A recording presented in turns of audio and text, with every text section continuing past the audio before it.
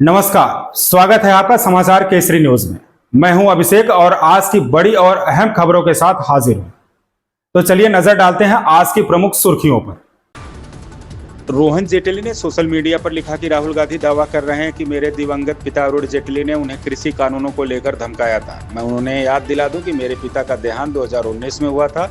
पूर्व केंद्रीय मंत्री और भाजपा के शीर्ष नेता रहे अरुण जेटली को लेकर कांग्रेस नेता राहुल गांधी ने कुछ आरोप लगाए। राहुल गांधी के आरोपों पर अब अरुण जेटली के बेटे रोहन जेटली ने प्रतिक्रिया दी है।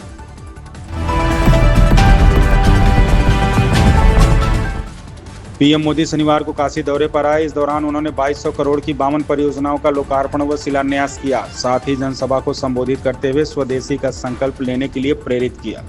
देश के लोग स्वदेशी का संकल्प लें, हम उन चीजों को खरीदेंगे जिसे बनाने में भारत का पसीना बहा है। हमें वोकल फॉर लोकल मंत्र को अपनाना होगा। हम संकल्प लें कि हम मेक इन इंडिया को बढ़ावा देंगे। हमारे घर में जो भी नया सामान आएगा वह स्वदेशी ही होगा। यह जिम्मेदारी देश के लोगों को लेनी होगी।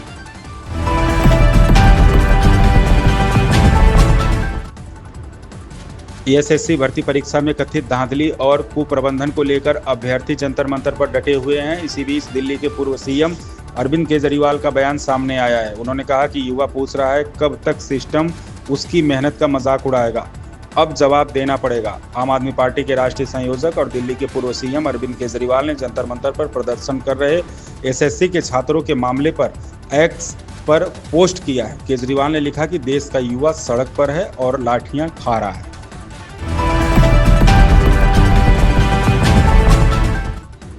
जिस दौरान भारत ने रूस से तेल खरीदा, उसी समय यूरोपीय संघ रूस की तरलीकृत प्राकृतिक गैस एलएनजी का सबसे बड़ा आयातक था, जिसने रूस के एलएनजी निर्यात का 51% हिस्सा खरीदा।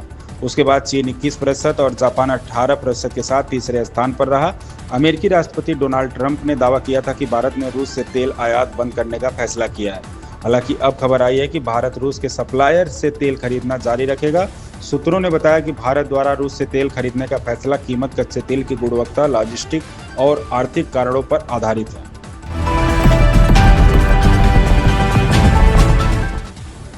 वार्षिक लीगल कॉन्क्लेव 2025 में कांग्रेस अध्यक्ष मल्लिकार्जुन खड़गे, वरिष्ठ पार्टी नेता अभिषेक मनु सिंघवी और राहुल गांधी समेत कई लोगों ने शिरकत की। लोकसभा में नेता प्रतिपक्ष राहुल गांधी ने इस कार्यक्रम में केंद्र सरकार को संविधान के मुद्दे के साथ कई अहम मुद्दों पर घेरा।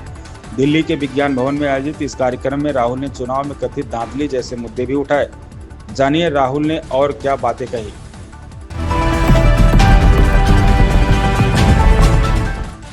मुख्यमंत्री रेखा गुप्ता ने शनिवार को विधायक दल की बैठक ली। बैठक के बाद उन्होंने कहा कि इस बार विधानसभा मानसून सत्र में एजुकेशन बिल लाया जाएगा।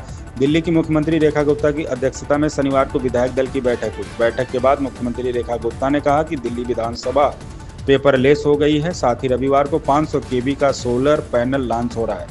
इसके साथ ही उन्होंने यह भी बताया कि दिल्ली सचिवालय भी जल्द पेपरलेस होगा। विधानसभा मानसून सत्र में एजुकेशन बिल लाया जाएगा।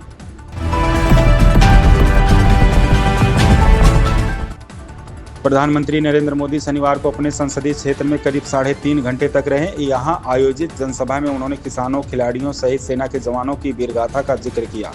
उन्होंने विपक्ष पर भी सियासी तंज किया। सेवापुरी के बनौली गांव में आयोजित जनसभा में पीएम मोदी ने नमः पार्वती पतये हर हर महादेव बोलकर अपने भाषण की शुरुआत की।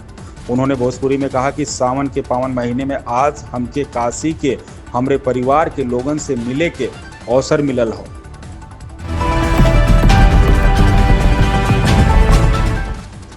हाल ही में राज्यसभा में कई सांसदों ने रेलवे मंत्रालय से सवाल पूछा था कि बुजुर्गों को दी जाने वाली रियायतें कब बहाल होंगी। इस पर मंत्रालय ने जवाब दिया कि रेलवे की अस्थायी समिति ने बुजुर्गों के लिए फिर से रियायत बहाल करने की सिफारिश की है। भारतीय रेलवे की ओर से एक बार फिर यात्रियों के लिए राहत की खबर सामने आ रही है। खासतौर पर वरिष्ठ नागरिकों के लिए जल्दी ट्रेन टिकटों पर फिर से किराया छूट मिलने की उम्मीद जताई जा रही है। कोरोना महामारी के दौरान बंद की गई यह सुविधा अब दोबारा बहाल हो सकती है, जिससे लाखों बुजुर्ग यात्रियों को बड़ी राहत मिलेगी।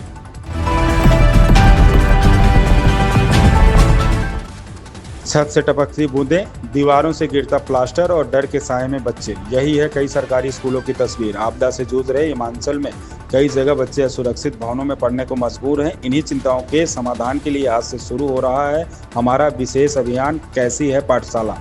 पहली पड़ताल सिरमौर के संगडाह से राजस्थान में सरकारी स्कूल का भवन गिरने से बच्चों की मौत ने देश को झकझोर दिया है। कागजों पर स्कूलों में सुरक्षा के सरकारी दावे मजबूत है, लेकिन धरातल पर उनकी हवा निकल रही है। छत से टपकती बूंदें, दीवारों से गिरता प्लास्टर और डर के साए में बच्चे, यही है।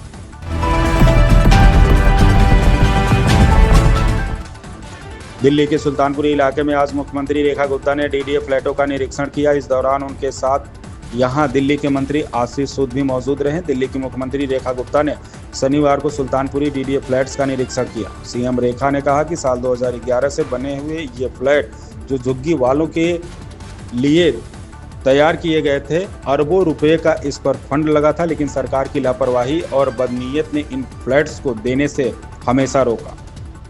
तो ये थी आज की प्रमुख खबरें। अधिक जानकारी और ताजा अपडेट्स के लिए जुड़े रहिए समाचार केसरी के साथ। मैं हूं अभिषेक, दीजिए इजाजत। नमस्कार और शुभकामनाएं आपके दिन के लिए।